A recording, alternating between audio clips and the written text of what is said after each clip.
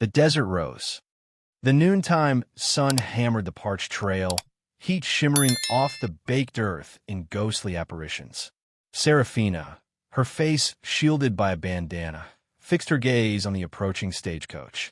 Beside her, Matteo fidgeted, his youthful features ashen beneath the coating of dust. "You certain about this, Sarah?" His voice trembled slightly. "As certain as the need to breathe," she countered, her tone a low, unwavering hum against his rising anxiety. "The plan, remember? Avoid unnecessary bloodshed." The stagecoach rumbled closer, the horses struggling against the weight of their burden. Serafina's fingers tightened around her rifle.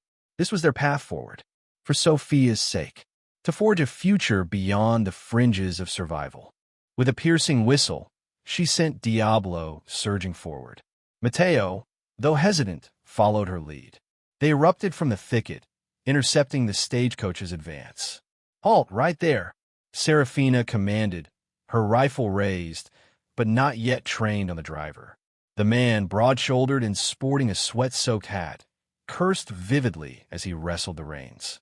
The horses screamed, rearing and scattering grit. Suddenly, a shotgun materialized in the driver's grip. "Matteo, take cover!" Serafina barked, already vaulting from her saddle. She moved with fluid skill, a dancer in the dust, weaving among the panicked horses. Two reports shattered the afternoon quiet. One from the driver, answered immediately by Serafina. The driver's shotgun tumbled to the ground, his hand clutching at a blossoming crimson stain on his shoulder. A disabling wound, not a fatal one. "Everyone out, now!" Her decree left no room for argument. A diverse collection of passengers, businessmen, a prissy woman clutching a parasol, and a weathered prospector, clambered out, their faces masks of terror.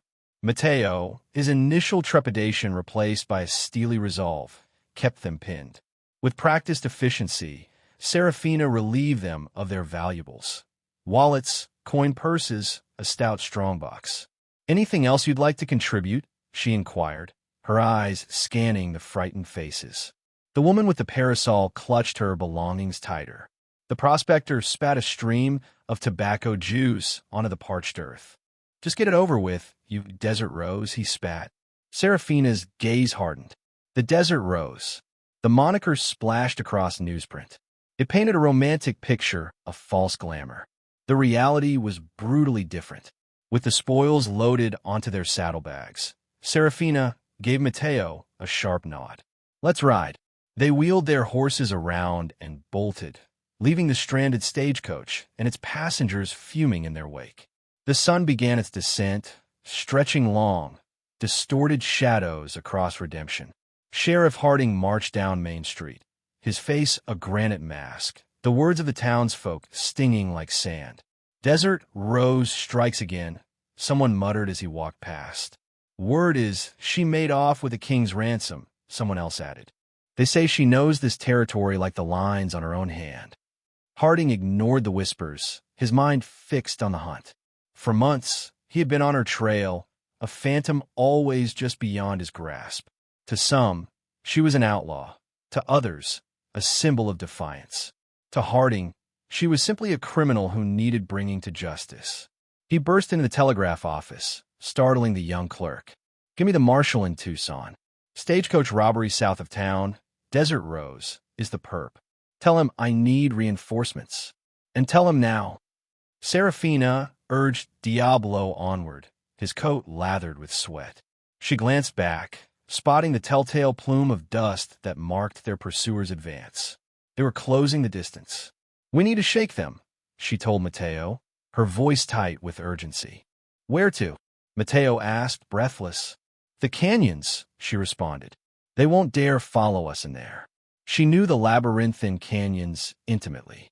A maze of hidden pathways and treacherous terrain, a place where she could vanish without a trace.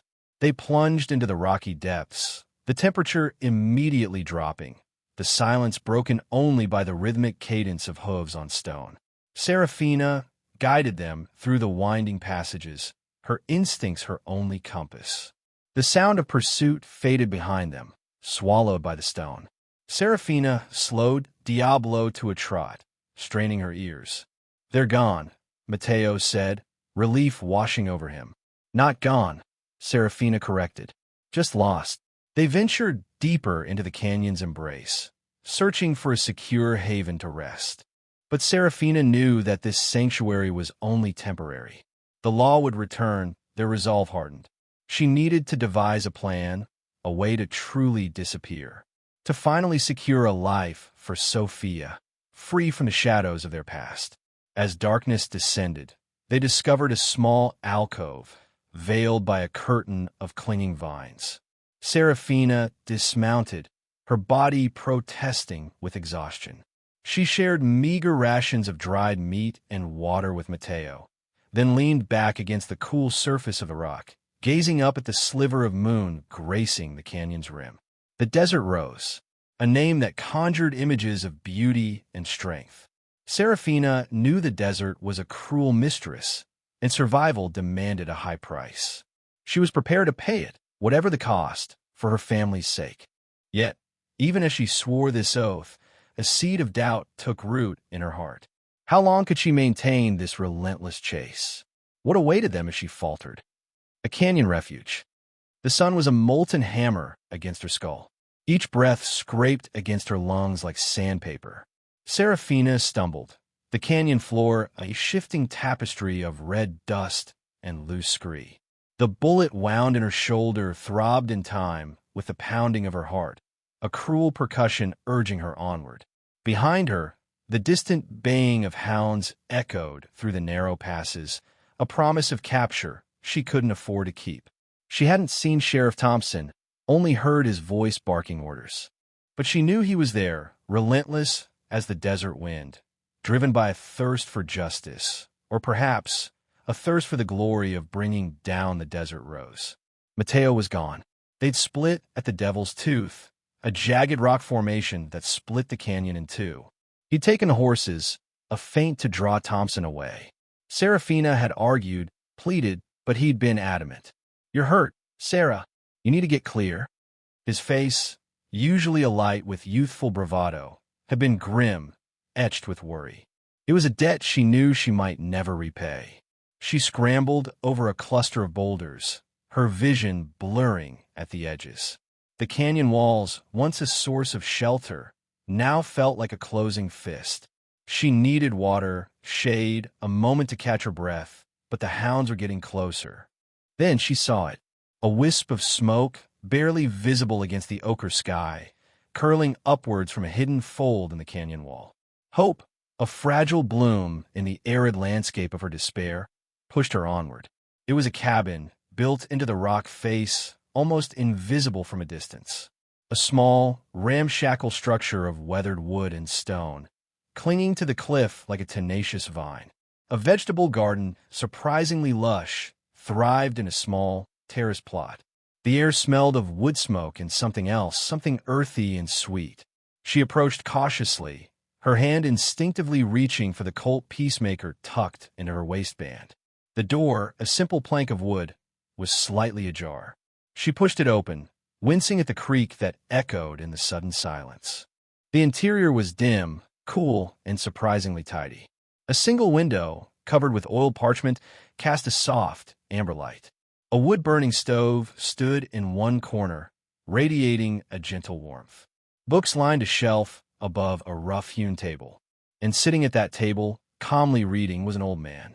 He looked up slowly, his eyes, the color of faded denim, widening slightly in surprise. He was lean and wiry, with a face etched with the map of a long life. His beard, streaked with silver, reached his chest. He wore a simple, homespun shirt and trousers. "Well now," he said, his voice a low rumble, "this is a surprise." He didn't seem alarmed, not in the slightest. Serafina leveled her pistol. "Who are you?" Her voice was raspy, barely a whisper. He closed his book, marking the page with a thin, calloused finger. "Jebediah Stone. And you, miss? That's none of your concern." She swayed slightly, fighting the encroaching darkness. "I need water." Jebediah studied her for a long moment, his gaze lingering on the bloodstain blooming on her shirt. "You're hurt," I said. "I need water." Serafina gripped the pistol tighter, her knuckles white. He sighed, a sound like wind through dry leaves. "Put the gun down, child. You're in no condition to be waving it around. Don't tell me what to do." But her voice lacked conviction. She was so tired, so weak. He rose slowly, his movements deliberate and unhurried. He walked to a water barrel in the corner and dipped a gourd into it, offering it to her. "Drink." Serafina hesitated. Trusting a stranger was a luxury she couldn't afford. But the thirst was a burning agony, overwhelming her caution. She lowered the pistol slightly and took the gourd, gulping down the cool water. It was the sweetest thing she had ever tasted. She lowered the gourd, her gaze still fixed on Jebediah. "Why aren't you afraid?" He smiled, a gentle, knowing smile that crinkled the corners of his eyes. "Afraid of what, child?" "A wounded bird." He paused, his gaze softening. "Besides, I've seen worse things than a pistol in my time." He looked at her carefully, his expression unreadable. "You're running from something, aren't you?" Serafina didn't answer. She knew he already knew. "Rest," Jebediah said, gesturing toward the cot in the corner. "We could talk later." She wanted to refuse, to maintain her guard, but her body betrayed her. The exhaustion was a lead weight, pulling her down. She stumbled towards the cot, the pistol slipping from her numb fingers. She didn't even try to catch it. As she drifted into unconsciousness, she heard Jebediah's voice, soft as the desert breeze. "Sleep now, Dusty Rose. You're safe here." The kindness of strangers. The sting was almost a relief. Jebediah's touch, surprisingly gentle for a man his size, cleaned the gash on her arm with a cloth soaked in something cool and medicinal smelling. She bit back a hiss, focusing on the rough-hewn logs of the cabin wall. The air hung thick with the scent of pine and wood smoke, a stark contrast to the dust and fear that had been her constant companions. "Hold still now, little songbird," Jebediah murmured, his voice a low rumble. "Almost done. Songbird." No one had called her that since Mama. Serafina stiffened, pulling away slightly. "I can do it myself." Jebediah didn't fight her. He simply stepped back, his weathered face unreadable. "Suit yourself. Bandage is there." He gestured to a neatly folded square of cloth on a nearby table. She finished the job clumsily, wincing as she tied the bandage too tight. Pride kept her from asking for help. The cabin was small, only one room, but meticulously kept. A worn rocking chair sat near the hearth, a stack of books piled beside it. Sunlight streamed through a window, illuminating dust motes dancing in the air. On the windowsill, a collection of small, intricately carved wooden animals stood guard. Jebediah moved to the hearth, stirring a pot that hung over the low fire. "Stew's almost ready. Rabbit and some roots. Help yourself when you're hungry." Rabbit. She hadn't eaten anything substantial in days, but suspicion gnawed at her, stronger than hunger. "Why are you helping me?" she asked, her voice raspy. He glanced at her over his shoulder, his eyes the color of faded denim. "Seems like you needed it." "People don't just help people," she retorted, crossing her arms. "Not without wanting something in return." Jebediah chuckled, a dry, rustling sound. "Maybe I'm just tired of wanting things." She didn't believe him. Everyone wanted something. Power, money, revenge. Mama had always warned her to trust no one. But the warmth of the fire, the smell of the stew, and the quiet solitude of the cabin were a potent lure. Later, after she'd eaten a bowl of the stew, slower than she wanted to, forcing herself to savor each bite, she watched Jebediah from the corner of her eye. He sat on the porch, whittling a piece of wood with a pocket knife. A scrawny, one-eared dog lay at his feet, its tail thumping softly against the wooden planks. A couple of chickens pecked around the yard, seemingly oblivious to her presence. He was carving another animal, she realized. A small bird, its wings outstretched in flight. He worked with a quiet concentration, his brow furrowed, his movements precise. There was a peace about him that she couldn't understand. As dusk settled, painting the sky in hues of orange and purple, Jebediah rose and walked to a small shed behind the cabin. He returned with a bucket of feed and scattered it for the chickens. Then, he filled a trough with water for a pair of goats she hadn't noticed before. He spoke to the animals in a low, soothing voice, his touch gentle as he stroked their heads. It was a life so different from her own, a life of simple rhythms and quiet purpose, a life untouched by violence and desperation. She felt a pang of something she couldn't quite name, envy, perhaps, or maybe just a longing for something she'd never had. That night, Jebediah gave her his bed, taking the rocking chair by the fire himself.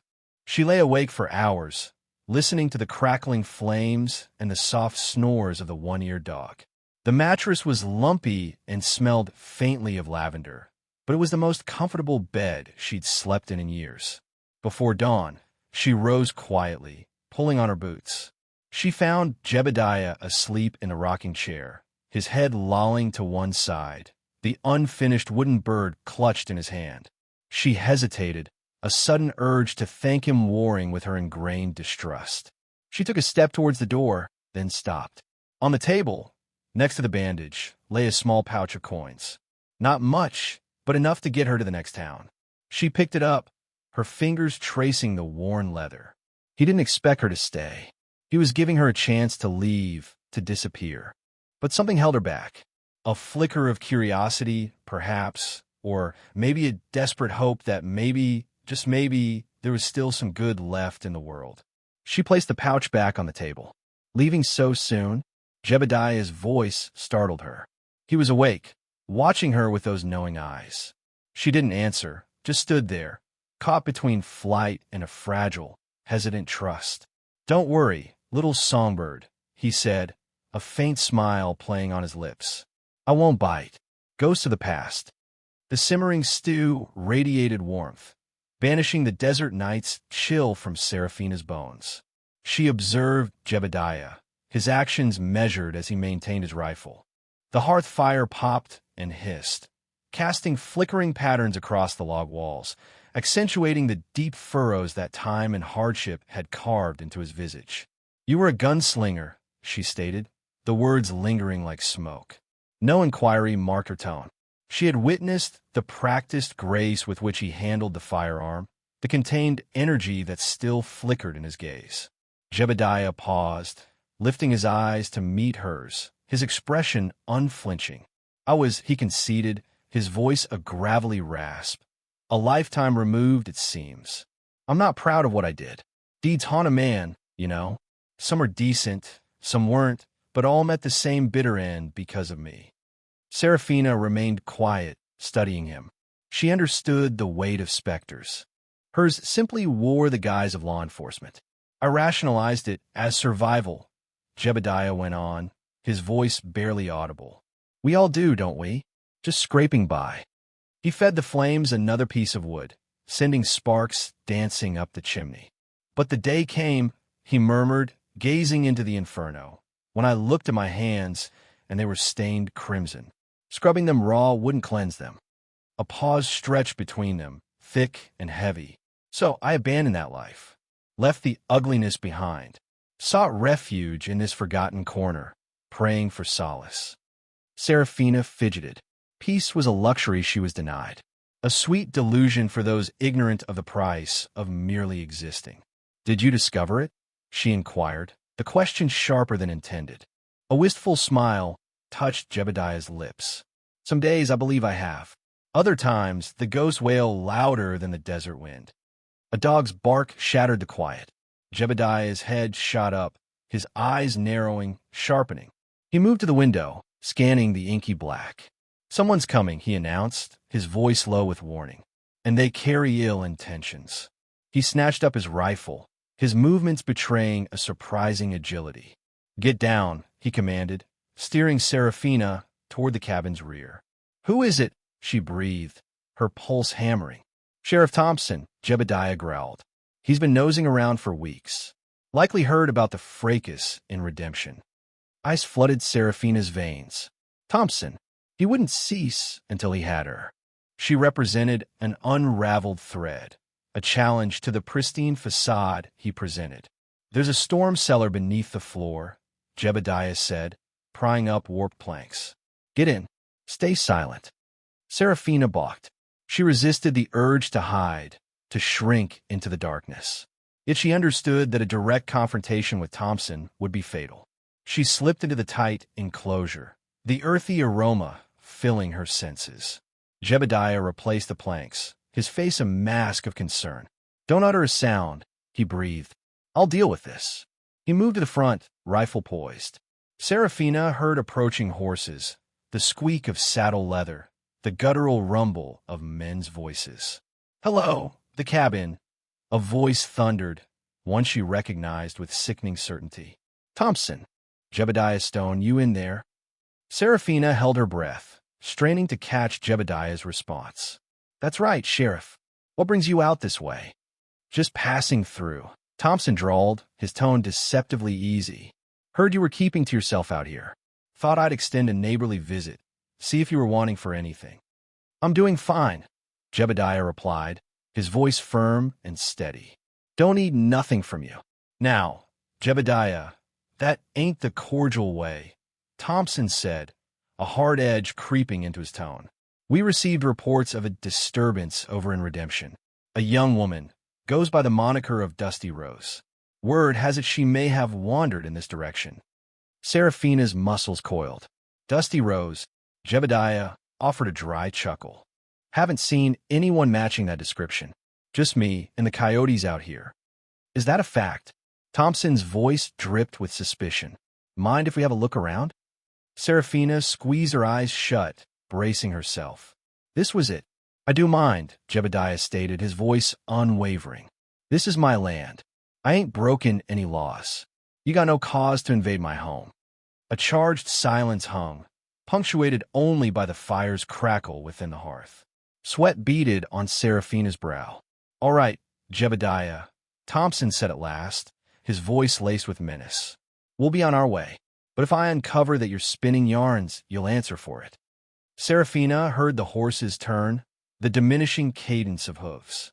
She waited, suspended in silence, until the quiet felt absolute. Only then did she risk movement, shoving aside the floorboards and clambering from the storm cellar. Jebediah stood vigil by the window, rifle clutched tightly. He pivoted to face her, worry etched onto his features. "He'll be back," he said, his tone grim. "He remains unconvinced. A new disguise." First when the rose. Serafina bit back a protest, watching Jebediah slice the scarlet blossom from her cherished vest. It fluttered to the earth floor, a pathetic ruin of silk and memory. "No more Dusty Rose," he declared, his tone devoid of warmth. "Just Sarah, understand?" He then produced a set of pre-worn denim overalls and a faded work shirt, likely scavenged from some forgotten soul. They dwarfed her slender form, the rough fabric chafing her skin. "Hair back," Jebediah grunted, tossing her a leather tie. "Try to blend in." Belonging was a notion she'd never grasped. Serafina had existed perpetually on the edge, a spectator. Now, she was forced into garments that didn't fit, enacting a life that felt utterly alien. The following days dissolved into a relentless cycle of toil. Jebediah assigned her to the stables, and soon her hands were a landscape of blisters from wielding the muck shovel. The reek of manure saturated her clothes, a far cry from the extravagant scents she'd once pilfered from wealthy stagecoach passengers. "A true ranch hand knows horses," Jebediah stated, his gaze unwavering. He instructed her in the art of grooming, hoof care, and speaking to the beasts in calming whispers. Serafina, for whom horses had previously represented only a means of flight, discovered a peculiar solace in their quiet presence. Their large, soulful eyes possessed an ancient wisdom that resonated within her. She met the other hands, Silas, a weathered veteran, Billy, an eager youth, and Martha, a woman of few words and steadfast strength. Their initial skepticism gradually gave way to acceptance as she proved her worth. "You learn quick, Sarah," Martha commented one afternoon as they repaired a section of fence. "Most pampered girls couldn't handle an hour of this." Serafina shrugged, attempting to conceal the flicker of pride. just doing what's required. Milking the cows became second nature, her initial revulsion replaced by skilled efficiency. She mastered fence mending, her fingers surprisingly adept despite the coarse wire and wood. She even learned to cook under Martha's tutelage, though her biscuits remained stubbornly rock-hard. Later, Jebediah dispatched her to town for provisions. The general store buzzed with activity, thick with the odors of cured tobacco and gritty dust. Seraphina kept her gaze averted, seeking to avoid attention. But fortune wasn't on her side. Sheriff Thompson stood near the counter, his eyes narrowed in her direction. A formidable figure. His face was etched with years of sun and hard choices. He had been a recurring menace in her history. Outsmarting him was something she had always managed. Until this moment. Newcomer, he observed, his voice a low rumble that vibrated in the air. Seraphina forced herself to meet his intense stare. Just lending a hand at the Stone Ranch, sir. Stone, is it? He stroked his jaw, his eyes remaining fixed on her. Haven't seen Jebediah hire anyone in ages. He's getting on, Seraphina replied, her voice even despite the anxiety churning within her. Needs the help. Thompson continued his assessment, his gaze lingering on the set of her jaw, the carriage of her body. Name, boy. Sarah, she breathed, barely audible. Sarah, he echoed, as if savoring the word. Well, Sarah, you'd best steer clear of trouble. He turned and departed. Yet Seraphina felt the weight of his gaze boring into her back as she collected her purchases. A suffocating cloak of suspicion settled over her. Back at the ranch, she found Jebediah honing his blade by the crackling fire. He didn't acknowledge her approach. He suspects, she said, her voice quivering. Jebediah sighed, a sound like wind echoing through a desolate canyon. I assumed he might. What do we do now? He finally raised his eyes, revealing a weariness that transcended his age. We endure. We lie low, and we pray he lacks sufficient cause to come calling. But Seraphina knew it was only a matter of time before the storm erupted. The air vibrated with an underlying tension, a fragile veneer over their new existence. The disguise had bought them a reprieve, but it couldn't conceal the truth forever. The desert rose persisted, buried beneath the overalls and grime. And Sheriff Thompson wouldn't stop until he unearthed her. Stormy confessions. The wind howled like a banshee, clawing at the canvas of the makeshift shelter. Rain lashed down in sheets, blurring the already fading light. Seraphina huddled deeper under the damp blanket, the scent of wet wool doing little to dispel the chill that had settled in her bones. They'd been caught out riding fence miles from the ranch when the storm had erupted. Jebediah, ever stoic, had managed to rig up this lean-to against a rock overhang, but it offered scant protection against the element's fury. Thunder cracked overhead, a deafening boom that shook the very ground beneath them. Seraphina flinched, her gaze darting to Jebediah, who sat cross-legged near the entrance, his face etched with the shadows cast by the flickering lantern. He seemed unperturbed, his eyes fixed on the raging storm as if searching for something within its chaos. Never seen nothing like it, she muttered, more to herself than to him. Jebediah grunted, his gaze still fixed on the storm. Kenyan breeds, wild and mean. Best to just hunker down and wait it out. Silence descended again, punctuated only by the relentless roar of the wind and rain. Seraphina found herself restless, the confinement amplifying the anxieties that gnawed at her. Thompson, the ranch, the constant fear of discovery.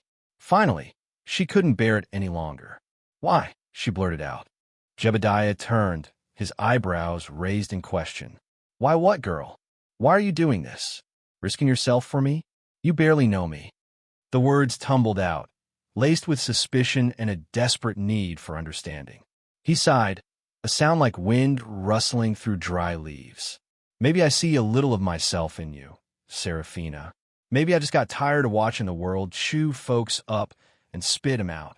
Seraphina scoffed, a harsh, humorless sound. Don't give me the Good Samaritan hogwash. Everyone wants something. He met her gaze, his eyes steady and unwavering. Maybe I just want to see you get a fair chance. Something you ain't been given so far. The storm seemed to intensify, mirroring the turmoil within her. She looked away, unable to hold his gaze. The truth was a raw, festering wound she kept carefully hidden.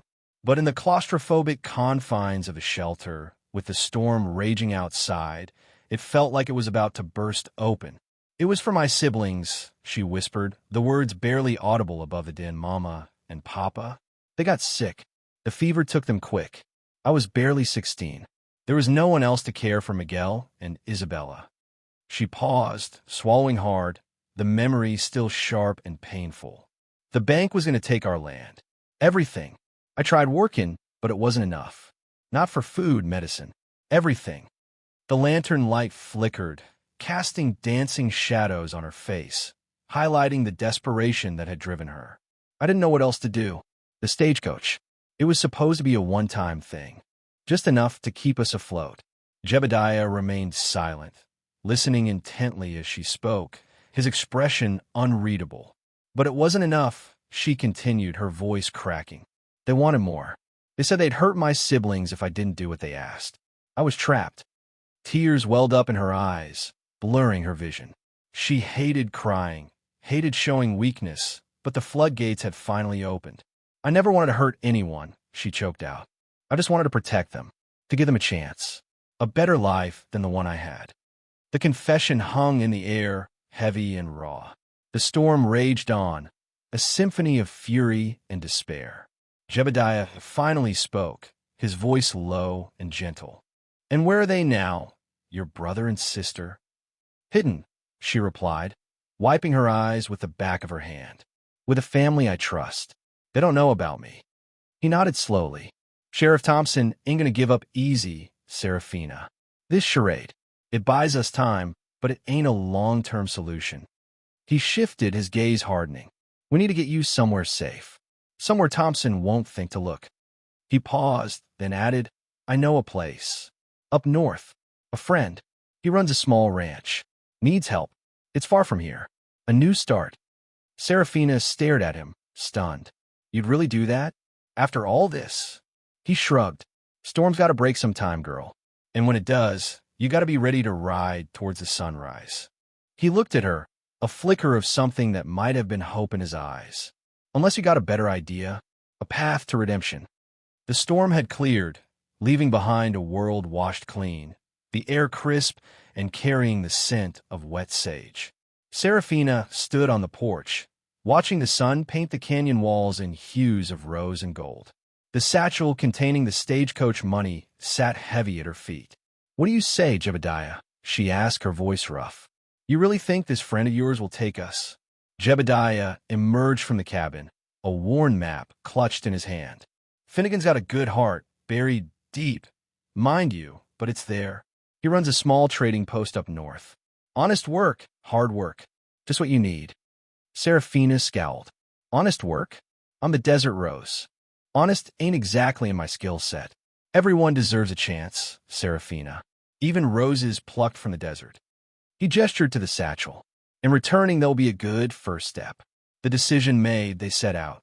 Jebediah, surprisingly spry for his age, led the way, his knowledge of the canyon's hidden paths proving invaluable.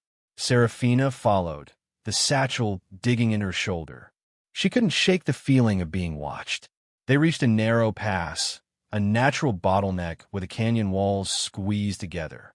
Jebediah stopped, his hand raised. "Wait." Serafina instinctively reached for the Colt tucked in her waistband. A glint of metal flashed from behind a cluster of boulders. Well, a familiar voice drawled. Sheriff Thompson stepped out, flanked by 2 deputies, rifles leveled. The Desert Rose and her accomplice. Serafina cursed under her breath. "Thompson, should have known you'd be lurking." "I always get my prey, Serafina. You made it easy hiding out in plain sight. Figured you'd try to run, but returning the money? That's a new one." He smirked, a cruel glint in his eyes. "Almost makes me think you're going soft."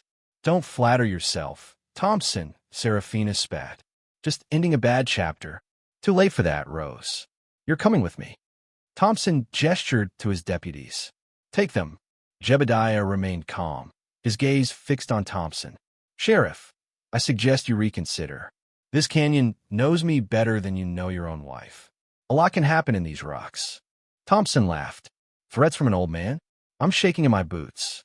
He gestured again. "Now." Before the deputies could advance, Jebediah raised his hand. "There's a rattlesnake nest just beyond that boulder. Big one. Nasty temper."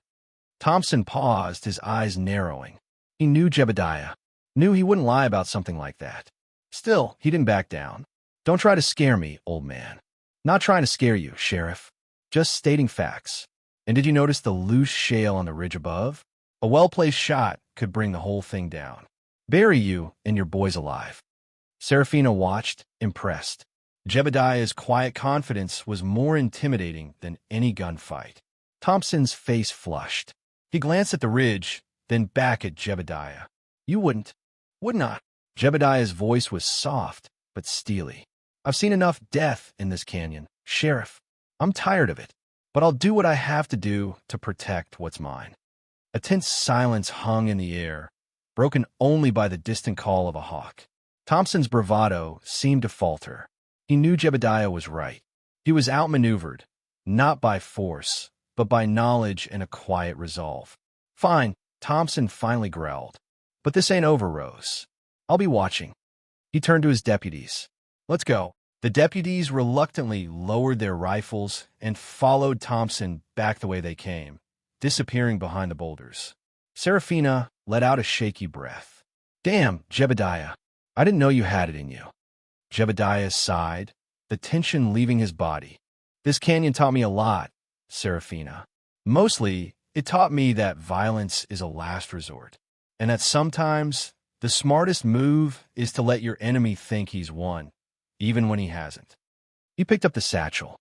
"Let's try that drop again tomorrow. Only this time, we make sure Thompson isn't watching. Justice and second chances." The air in the sheriff's office, thick with stale tobacco and the ghosts of past regrets, clung to the throat.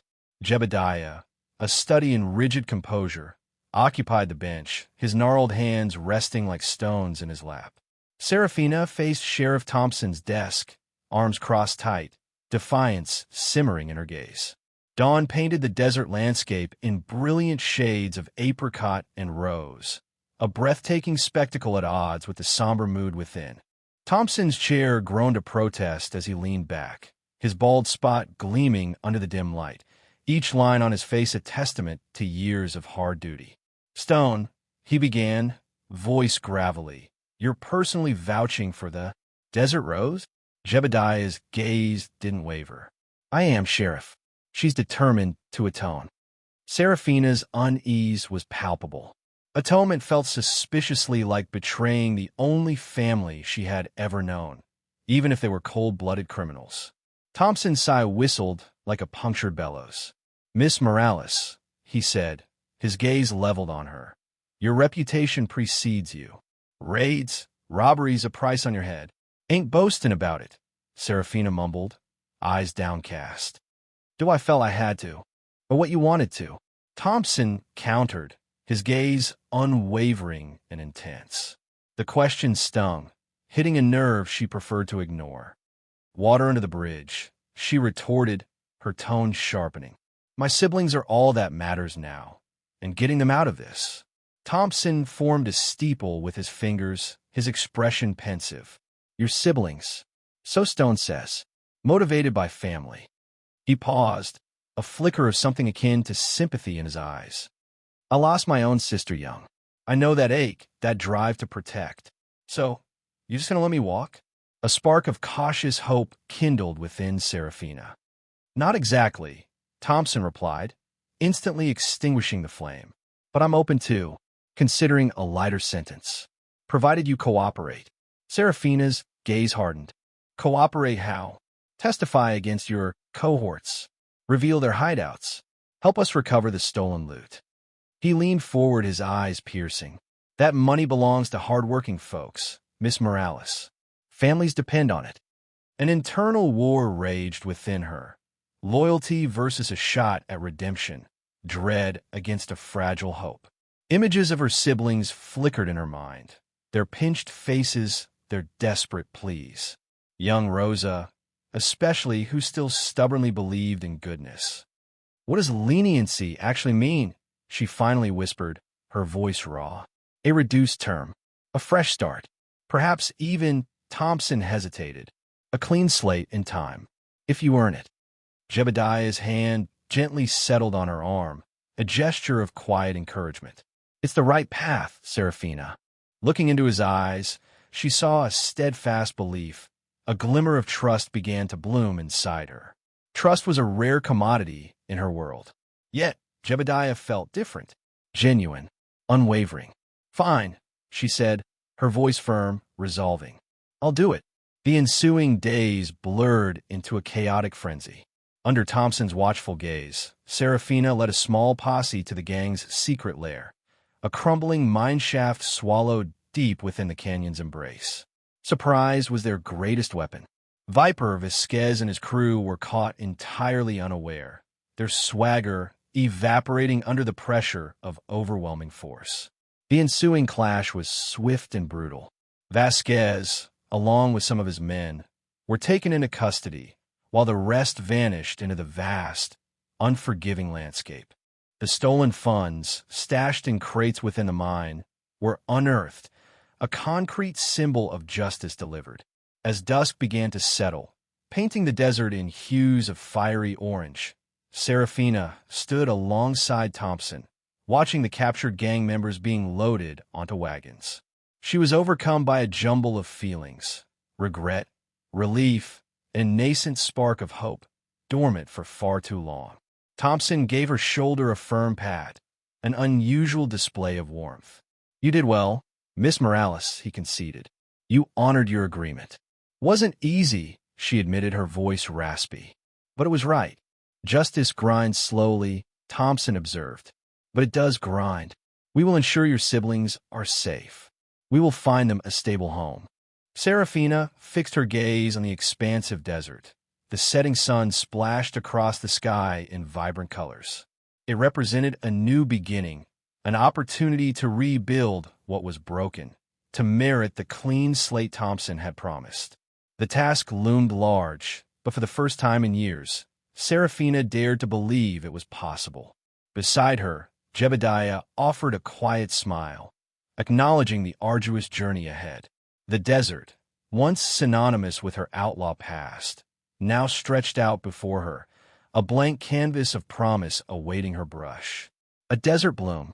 The judge's gavel fell with a finality that echoed in Serafina's ears long after she left the courtroom. Cooperating had earned her a drastically reduced sentence, enough that she walked free today, not into a prison cell, but into the arms of her younger siblings.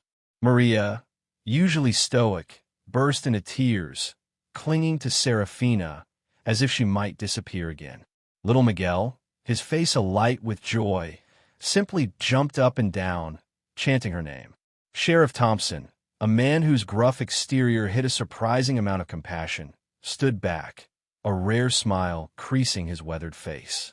"Figured you'd want some privacy," he said, his voice softer than Serafina had ever heard it. "We'll get you and the kids settled. Don't worry about a thing." The settled turned out to be a small parcel of land not too far from Jebediah's ranch. It was a fresh start, a chance to build something real, something honest. A far cry from the dusty trails and shadowed canyons where she earned her reputation as the desert rose. The stolen money, now returned, had helped secure the land and a small, prefabricated house. A simple structure, but a palace compared to the cramped quarters they'd known. The first few weeks were a whirlwind of unpacking, cleaning, and trying to create a sense of home. Maria, surprisingly adept at domestic tasks, took charge of the cooking and cleaning, transforming the sterile space into something resembling a cozy haven. Miguel, ever the explorer, spent his days charting the surrounding landscape, bringing back wildflowers and smooth, sun-baked stones. Serafina, however, struggled. The silence of the days was deafening compared to the constant tension of life on the run. She found herself pacing, her hands instinctively reaching for a weapon that was no longer there. Sleep was fitful, haunted by nightmares of past heists, and the faces of those she had wronged. One evening, as the sun dipped below the horizon, painting the sky in hues of orange and purple, Serafina found herself drawn to Jebediah's ranch. The familiar scent of wood smoke and the gentle sound of his harmonica drifted on the breeze. She hesitated at the edge of his property, unsure if she was welcome. Jebediah, as if sensing her presence, emerged from his cabin, his gaze steady and unwavering. "Evening, Serafina," he said, his voice a low rumble.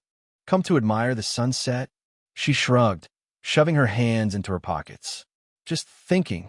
He nodded, understanding etched on his face. Thinking's a dangerous pastime for some. He gestured toward a weathered wooden bench near his porch.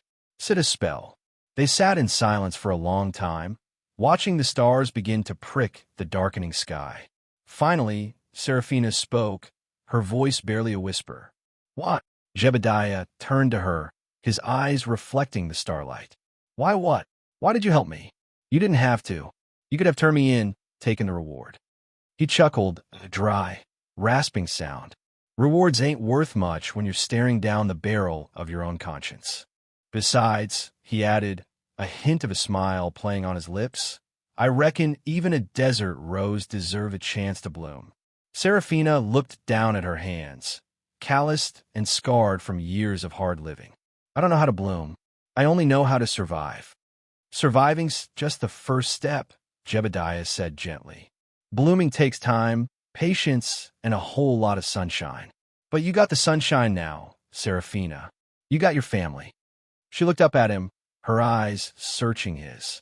"Thank you," she whispered, the words feeling foreign and clumsy on her tongue. He simply nodded, his gaze returning to the stars. "Don't thank me. Thank yourself. You're the one doing the hard work." As she walked back to her new home, the weight on Serafina's shoulders felt a little lighter. The nightmares still lingered, but now they were accompanied by a flicker of hope. Maybe, just maybe, Jebediah was right. Maybe she could learn to bloom, to leave the desert rose behind and become something new, something better.